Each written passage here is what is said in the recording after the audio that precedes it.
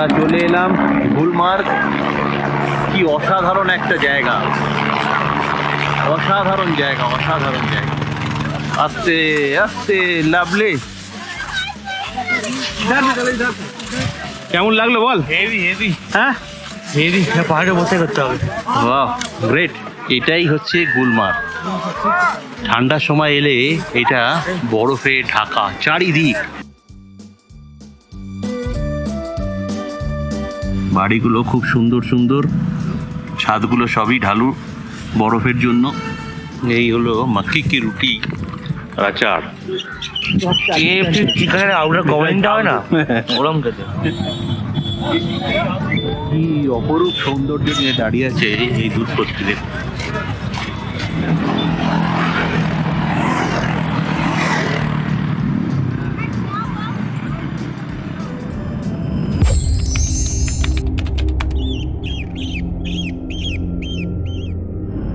নমস্কার বন্ধুরা, আজ আমাদের কাশ্মীরের তৃতীয় দিন। আজ আমরা চলেছি গুলমার্গের উদ্দেশ্যে। গুলমার্গের আগে নাম ছিল গৌরীপথ। এই নামটা চক বংশের ইউসুফ শাহ চেঞ্জ করে গুলমার্গ করে দিয়েছিল। তো অত্যন্ত সুন্দর একটা জায়গা, চলুন যাওয়া যাক। এখন বরফ পড়ে আছে চারিদিকে। আমরা ব্রেকফাস্ট করে নিয়েছি হোটেলেই। ব্রেকফাস্ট করে সবাই মিলে বেরিয়ে পড়েছি। কীরকম লাগছে রে শুভ কাশ্মীর? দারুণ দারুণ এনজয় করছি। কীরকম লাগছে? Heavy heavy. সবাই বলো কীরকম লাগছে তোমাদের ট্যুর? আরে দারুণ, সবার খুব ভালো লাগছে। বরফে বরফ। কালকে সোনমার্গে ভীষণ বরফ পেয়েছি, আনন্দ করেছি। লেপার্ড আর একটু পোলার বিয়ার বা স্নো বিয়ার দেখতে ভালো। এই রে, এখানে স্নো বিয়ার কোথায় পাওয়া যাবে? এখানে তো স্নো বিয়ার পাওয়া যাবে না। ব্রাউন বিয়ার পাওয়া যায়। চলুন দেখা যাক। এখন আমরা মার্কেটের মধ্যে দিয়ে যাচ্ছি, বারামুলার রাস্তা দিয়ে চলেছি, যাব গুলমার্গের উদ্দেশ্যে। এখন আমরা শ্রীনগর থেকে গুলমার্গের দিকে যাচ্ছি। মার্চ মাস, আর শুরু থেকেই ঠান্ডার একটা আলাদা অনুভূতি। ধীরে ধীরে সামনে এগোতেই চারপাশ বদলাতে শুরু করেছে। সবুজ কমে যাচ্ছে আর সাদা রংটা বাড়তে শুরু করেছে। রাস্তার দুই পাশে জমে থাকা বরফ মনে হচ্ছে যেন আমরা বরফের টানেলের ভেতর দিয়ে এগিয়ে যাচ্ছি। শ্রীনগর থেকে গুলমার্গ প্রায় 50 কিলোমিটার, কিন্তু এর বিউটির কোনো হিসাব নেই। আমরা এখন টানমার্গ পাস করছি, আর এখান থেকেই শুরু হচ্ছে আসল স্নো ড্রাইভ। এই পার্টটা খুব ইম্পর্টেন্ট, কারণ এখান থেকেই প্লেন থেকে হিলে ট্রানজিশনটা শুরু হয়। চারপাশে এখন পাইন ফরেস্ট। গাছগুলো এত লম্বা আর ডেন্স যে মাঝে মাঝে সানলাইট প্রপারলি ঢুকতে পারে না। আর এই মার্চ মাস এই ফরেস্টগুলোর গায়ে বরফ লেগে এক অসাধারণ সৌন্দর্য তৈরি করেছে। রাস্তার দুই পাশে বরফ জমে ছোট ছোট দেওয়ালের মতন হয়ে গেছে। মাঝখান দিয়ে আমাদের গাড়ি চলছে, মনে হচ্ছে যেন আমরা বরফ কেটে তৈরি করা রাস্তার মধ্যে দিয়ে যাচ্ছি। A few moments later. আমরা চলে এলাম গুলমার্গ। কি অসাধারণ একটা জায়গা, অসাধারণ জায়গা, Helicopter, helicopter. Paracofer, paracofer. Gulmarg মানে ম্যাডো অফ ফ্লাওয়ার্স, কিন্তু এখন সব বরফে ঢাকা। এটা এশিয়ার অন্যতম বেস্ট স্কিইং ডেস্টিনেশন, আর এখানে আছে ওয়ার্ল্ডের হাইয়েস্ট গন্ডোলা রাইড। সত্যি বলছি, ক্যামেরাতে যতটা দেখাচ্ছে তার থেকেও 1000 গুণ বেশি সুন্দর। যেদিকে তাকাচ্ছি সব সাদা, রাস্তা, পাহাড়, গাছ সবকিছু বরফে ঢাকা। আস্তে আস্তে লাভলি। ওয়াও,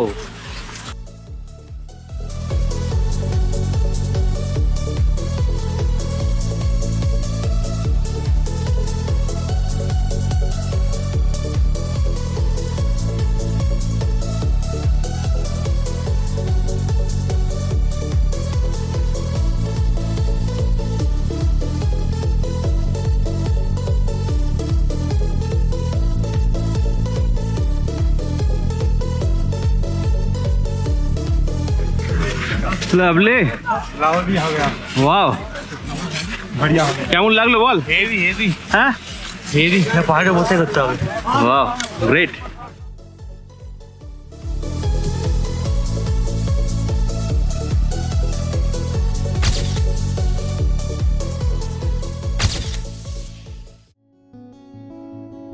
এখানে কোনো মাঠ দেখা যাচ্ছে না, পুরো জায়গাটা একেবারে স্নোয়ের সমুদ্রে ঢেকে গেছে। পায়ের নিচে নরম বরফ ক্রাঞ্চ করছে, প্রতিটা পা ফেললেই একটা আলাদা সাউন্ড হচ্ছে। চারপাশে এমন এক নিস্তব্ধতা, যে কোনো গাড়ির শব্দ না, কোনো ভিড়ের নয়েজ, মনে হচ্ছে যেন পুরো পৃথিবীটা একটু পজ নিয়েছে।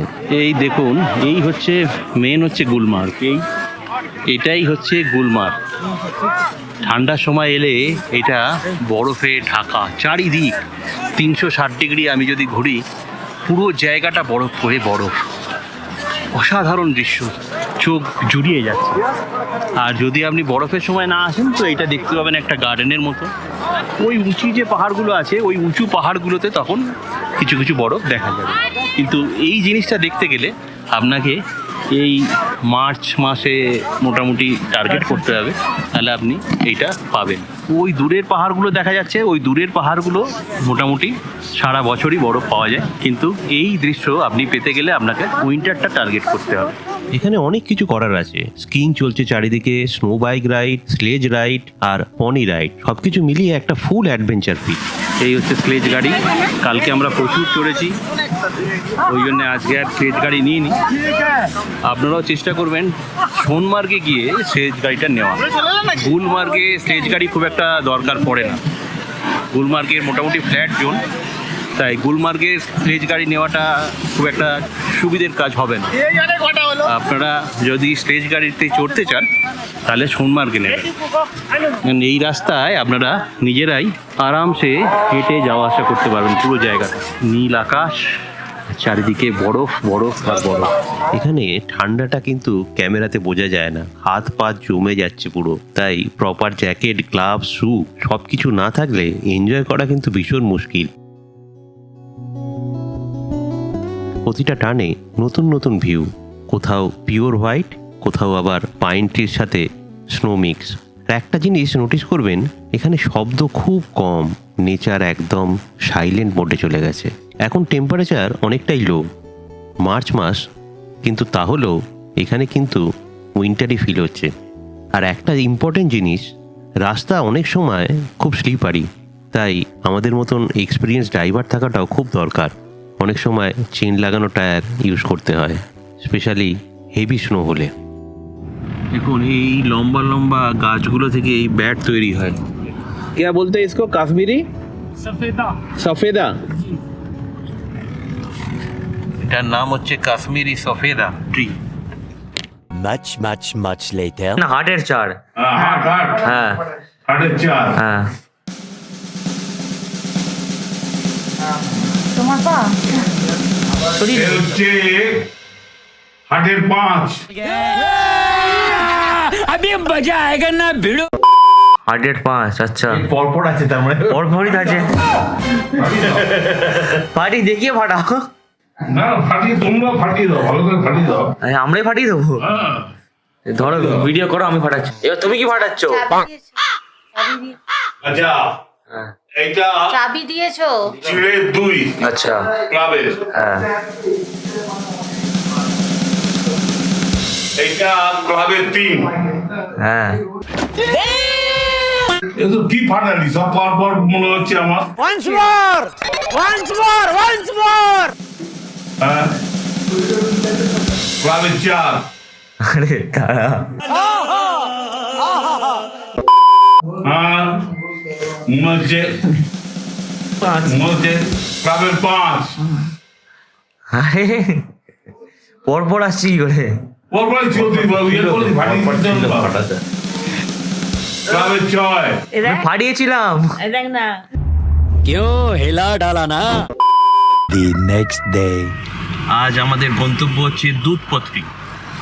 দুধপত্রি হচ্ছে কাশ্মীর থেকে, মানে শ্রীনগর থেকে আমরা যেখানে আছি, এটা মোটামুটি 45 কিলোমিটার দূরে অবস্থিত। কথিত আছে যে কাশ্মীরের বিখ্যাত কবি বা সাধক শেখুল আলম আর শেখ নুরুদ্দিন নুরানি ওখানে নামাজ পড়তে গেছিলেন, মানে এই দুধপত্রিতে। তো ওদের হাতে ছোট লাঠি ছিল, তো ওরা অজু করার জন্য ওই লাঠি দিয়ে জলের সন্ধানে মাটি কোপাচ্ছিল। তো মাটি কোপাতে কোপাতে ওইখান থেকে জলের বদলে দুধ বেরিয়ে পড়ে। তো যখন দুধ বেরোয় তো তখন ওরা দুধকে বলে যে আরে দুধ এ তো তোমার খাওয়ার জন্য, এখানে তো তোমাকে দিয়ে তো আর রজু করা যাবে না। তখন সেই দুধ নাকি জলে পরিণত হয় আস্তে আস্তে।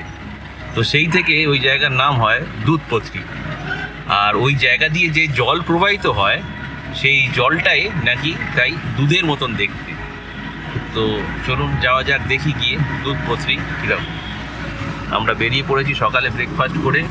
দূরে পাহাড় দেখা যাচ্ছে, ওই গুলমার্গ, কালকে আমরা গেছিলাম ওইখানে। এই সুন্দর জায়গা, এখানে মসজিদ প্রচুর, বাড়িগুলো খুব সুন্দর সুন্দর, ছাদগুলো সবই ঢালু বরফের জন্য।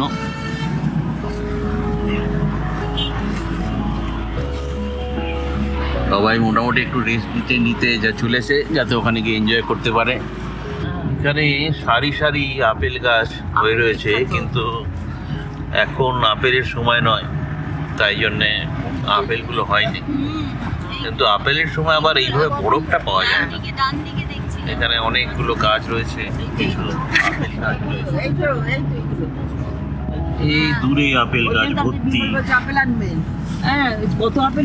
भर्ती एप्पल का छोटा छोटा छोटा छोटा। एप्पल का टाइमिंग कौन सा है? सितंबर में, सितंबर। तब तो हाँ ये पूरा एप्पल, तब तो बर्फ इतना नहीं मिलता है।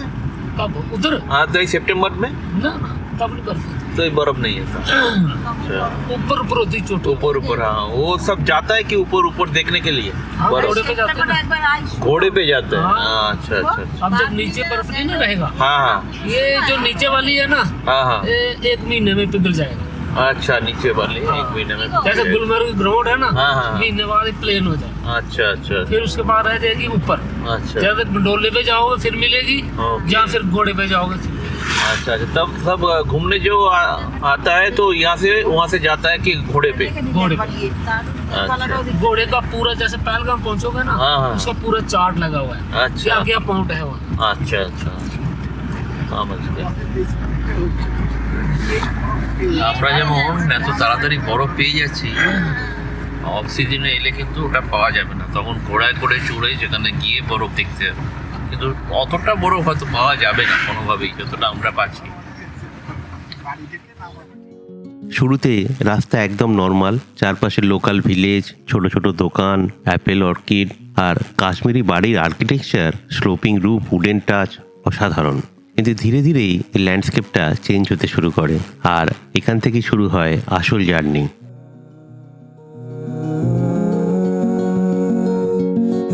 এই দুধপত্রী যাওয়ার সময় আমরা একটা জায়গায় দাঁড়ালাম, একটা মার্কেটে। এখানে বলছে মাখি কি রুটি, চা, এগুলো সব, চাটনি, আচার, এগুলো সব নাকি খুব বিখ্যাত।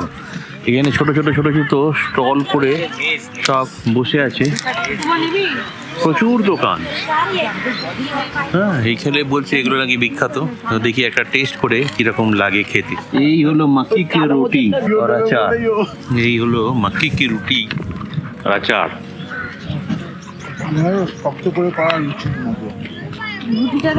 ভালো, খুব একটা কেমন বুঝতে পারছি না, আহামরি কিছু নয়, মোটামুটি, কিন্তু খুব তেল রয়েছে। কেমন লাগছে খেয়ে দেখো? খুব একটা খারাপ না, তবে একটু নতুনত্ব স্বাদ।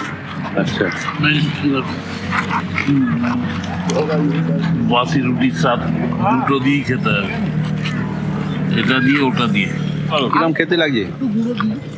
ভালো না আমি বুঝি না, বাবা ও বাবা জাল।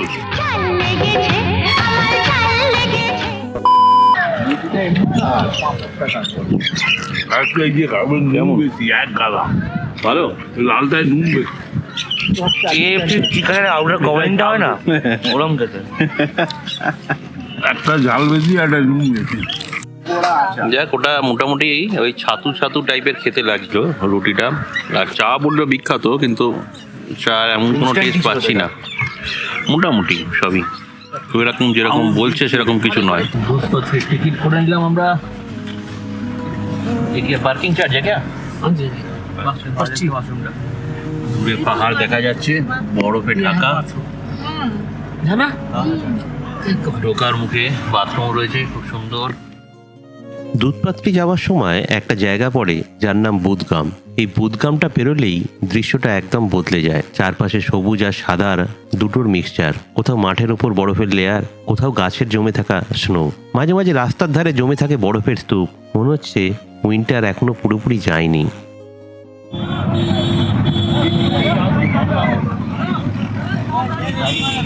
কি অপরূপ সৌন্দর্য নিয়ে দাঁড়িয়ে আছে এই দুধপাত্রি।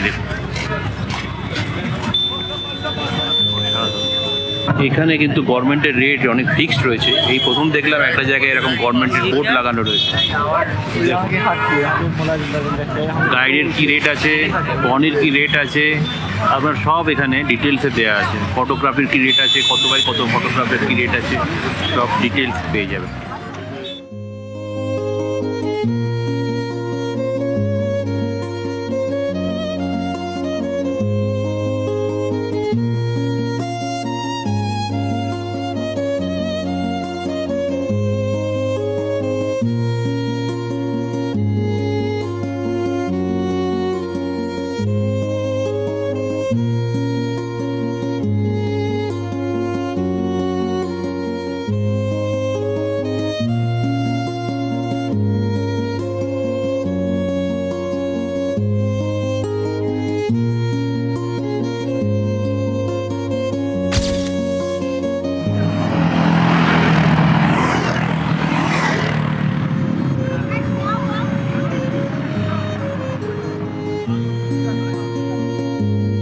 এখন আমরা ফরেস্ট এরিয়ার মধ্যে দিয়ে যাচ্ছি। চারপাশে লম্বা পাইন গাছ আর একদম নিস্তব্ধ পরিবেশ। পাইন গাছের মধ্যে বরফ পড়ে এক অন্যরকম পরিবেশ সৃষ্টি হয়েছে। এখানে ক্রাউড অনেক কম, গুলমার্গের তুলনায় অনেক বেশি পিসফুল। মনে হচ্ছে নেচারটা এখানে একটু বেশি নিজের মতন করে আছে। এই রাস্তাটা পুরো স্মুথ নয়, কিছু কিছু জায়গায় রাফ প্যাচ আছে, কিন্তু সেই জন্যেই জার্নিটা আরও রিয়েল লাগে। একদম আনটাচড নেচার ফিল আসে।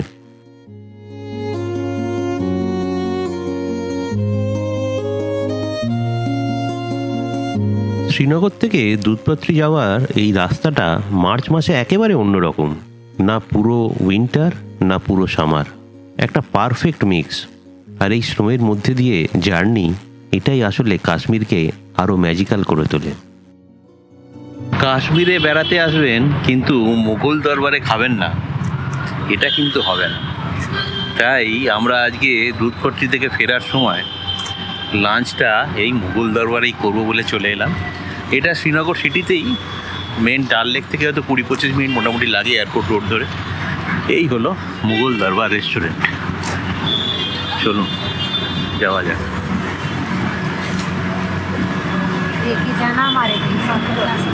মুঘল দরবার